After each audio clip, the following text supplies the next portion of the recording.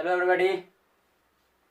आज जो है प्रश्नावली 203 आलोक बुक का क्वेश्चन नंबर 8 है।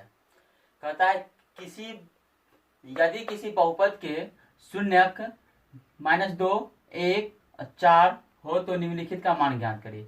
यानी कि अल्फा का मान -2, बीटा का मान 1 और गामा का मान दे दिया है कितना, 4 दे दिया है। तो ये अल्फा बीटा गामा का मान दे दिया है और उसके बाद कहता है ये निम्नलिखित का मान ज्ञात करना है। देखिएगा, तो अल्फा बराबर हो गया -2, बीटा बराबर हो गया 1 और गामा बराबर हो गया 4। तो पहला क्वेश्चन कहता है कि alpha plus beta plus gamma का मान ज्ञात करने के लिए, तो अल्फा का मान है -2, ये प्लस हो गया, बीटा का मान है 1 और गामा का मान हो गया 4। तो -2, 4 और 1 5 हो गया। तो 5 में से 2 गया तो +3 हो जाएगी।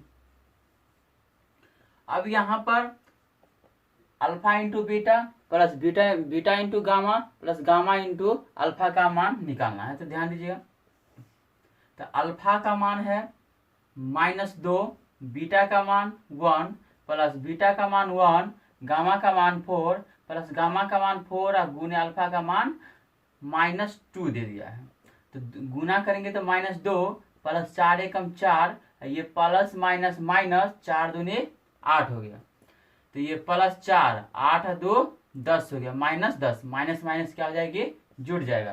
तो -10 हो गया। अब ये दोनों घटेगा, 10 में से 4 गया तो कितना बच जाएगा, -6 बच जाएगा। 10 में से 4 गया तो कितना बचा, -6। अब यहाँ पर है कि alpha into beta into gamma का मान, तो अल्फा बीटा का मान रख दीजिए -2, बीटा का अल्फा का मान -2, बीटा का मान 1 और गामा का मान 4 हो गया। तो गुना करिए, 4 दूनी 8, -8 हो गया। अब क्वेश्चन नंबर 9 देखते हैं।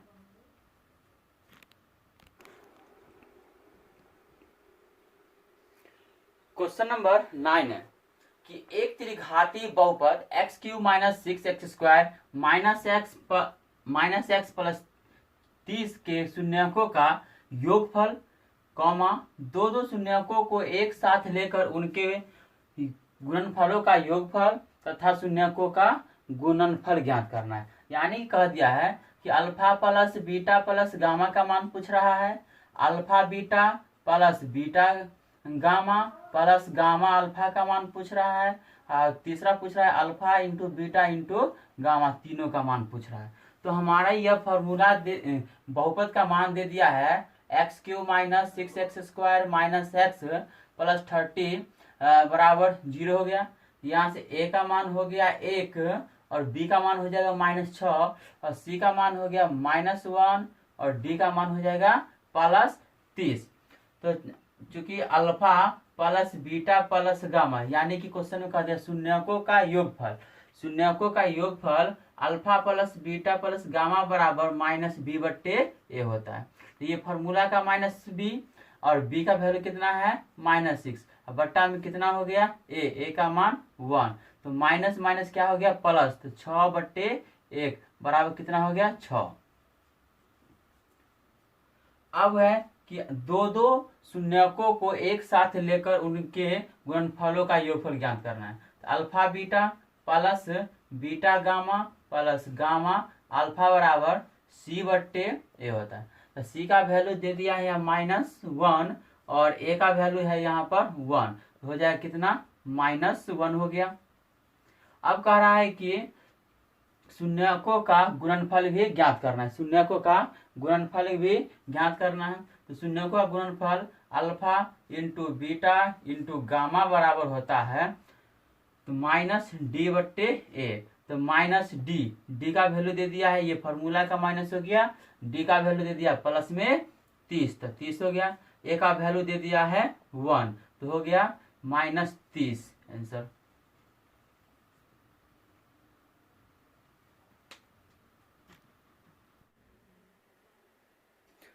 क्वेश्चन नंबर 10, एक त्रिघाती बहुपद x³ - 3x² - 6x + 8 के शून्यकों का गुणनफल, दो शून्यकों को एक साथ लेकर उनके गुणनफलों का योगफल तथा शून्यकों का गुणनफल ज्ञात करना है। ध्यान दीजिएगा, तो बहुपद है x cube minus 3x² minus 6x plus 8 बराबर 0 हो गया। यहाँ से a का मान हो गया 1, b का मान हो गया यहाँ पे -3 और c का मान हो गया -6 और d का मान हो गया 8। तो हमारा शून्यकों का योग कहता है ज्ञात करने के लिए, तो alpha plus beta plus gamma बराबर हो जाएगी अल्फा का मान 1, बीटा अल्फा प्लस बीटा बराबर होता है -b/a। तब -b फार्मूला का b का वैल्यू कितना है यहाँ पे -3 हो गया, बट्टा में a का मान 1, ये माइनस क्या हो गया प्लस 3/1 यानी कि 3 हो गया। अब यहाँ पे कहता है दो शून्यों को एक साथ लेकर उनके गुणनफलों का योगफल। तो alpha beta plus beta gamma plus gamma alpha बराबर होता है -c/a होता है। क्या होता है c/a। तो c का वैल्यू -6 बट a का वैल्यू 1, तो -6 हो गया। और शून्यकों का गुणांक होता है alpha into beta into gamma बराबर -d/a। तो d का वैल्यू है 8, तो ये फार्मूला का माइनस हो गया। d का वैल्यू 8 तो a का वैल्यू 1, तो हुआ कितना -8 हो गया इसका आंसर।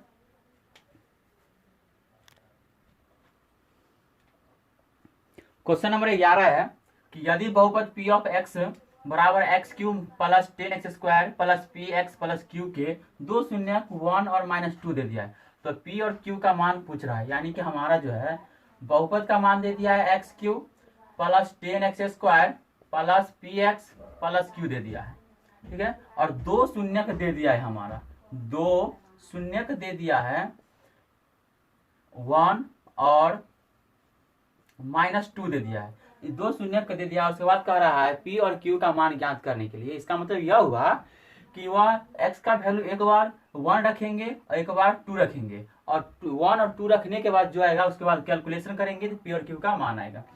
p ऑफ 1 बराबर 0 से चलते हैं हम लोग, तो यहाँ हो गया x cube plus 10x² plus px plus q बराबर 0 हो गया। x का वैल्यू 1 रखते हैं, तो 1 का क्यूब प्लस 10 गुने 1 का स्क्वायर प्लस p गुने 1 प्लस q बराबर 0 हो गया। 1 का क्यूब 1 होता है, प्लस 10 गुने 1 का स्क्वायर 1 हो गया, प्लस p को 1 से गुना करेंगे तो p हो जाएगी, प्लस q बराबर 0 हो गया।